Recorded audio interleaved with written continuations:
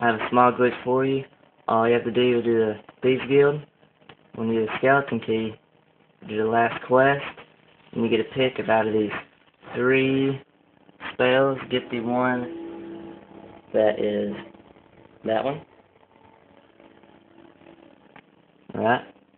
And when you use it, go crouch, wait for 3 hours,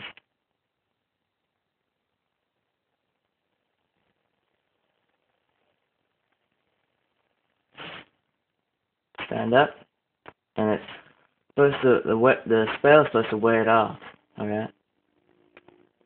But you still have it. And that's it.